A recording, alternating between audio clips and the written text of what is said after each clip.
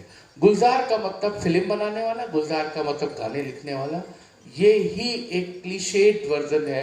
मैं देखता हूँ गुलजार साहब पोइट्री रीडिंग के लिए आते हैं, बड़े फंक्शन में आते हैं पोइट्री रीडिंग के लिए, जब Q&A में जाते हैं तो फिल्मों पे बात लोग शुरू कर देते हैं, तो नाराज हो जाते हैं कि भैया तुमने मेरी 4 फिल्मों के नाम बताओ, तो बता देते हैं, मेरी 2 किताबों के नाम बताओ, तो दाएं बाएं झाँकने लगता है आदमी।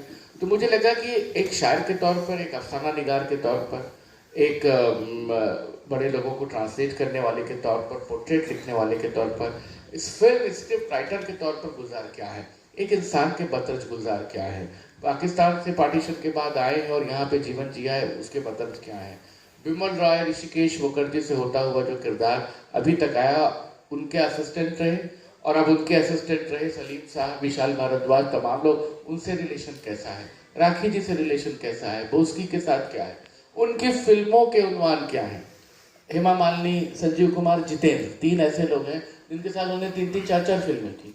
तो कैसे उन्होंने जितेंद्र को गढ़ा, कैसे R.D. बर्मन, गुलजार, आशा भोसले कैमियो बनता है, तो ये तमाम चीजें इसमें हैं। सलीम साहब, एक सवाल मेरे मन में बहुत दिनों से है, इस किताब को अगर और पढ़ने के बाद अवसर मिलेगा तो शायद यतीन जी ने उसका उत्तर दिया होगा। गुलजार साहब को चांद से इतना क्यों लगाव है?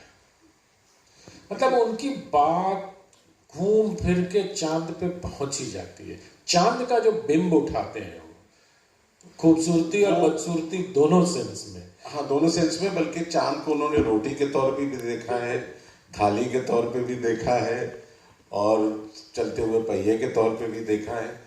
वो एक वही नहीं, चांद को लेकर बहुत सारे पोएट्स हैं जिन्होंने बहुत वायरा मुट्टू हैं साउथ के, उनका बड़ा फैसिनेशन है। शैलेंद्र के गानों में चांद, दंबर जो उधर मुंह फेरे हो, चंदा जैसी इमेज है।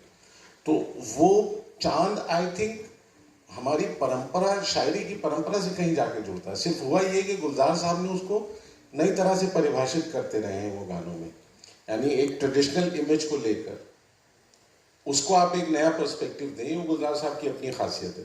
यानी वो चीज़ जो हम आम रोज चलते फिरते देखते हैं, गुलजार साहब उसको बड़ा स्पेशल बना के आपके लिए पेश कर देते हैं कि आप इसको इस तरह से देखिए। तो वो उनका जो शिफ्ट है वही उनकी क्रिएटिविटी का हिस्सा। तो चांद ऑब्वियसली एक ऐसा है जो हम सबकी जिंदगी का बहुत महत्वपूर्ण हिस्सा है।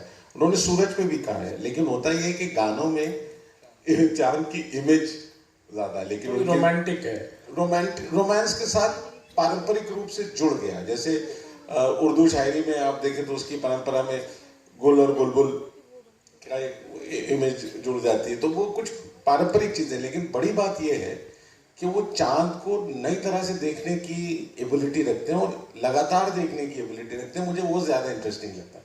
उनका चांद का फैसिनेशन इंटरेस्टिंग नहीं लगता मुझे उतना, जितना चांद को इतने बदले हुए रूपों में देखना लगता है।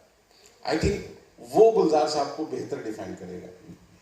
बोलना चाहूँगा कि गुलजार साहब मर्जिंग ऑफ सेंसेस के पोएट हैं। जो काफका ने जो एक पैटर्न शुरू किया था लिखने का, जिसे काफ्कास्क्यू पैटर्न कहते हैं, वो मर्जिंग ऑफ सेंसेस क्या है कि वो रिश्तों को छू सकते हैं, आवाज़ को पहन सकते हैं, रूह को महसूस कर सकते हैं, उसका कपड़ा उतार सकते हैं। एक सेंस दूसरे सेंस में जाके मर्ज कर जाती है, जो कभी नहीं होता, जो हो ही नहीं सकता। वो गुलजार क्रिएट करते हैं और वो चल निकला है।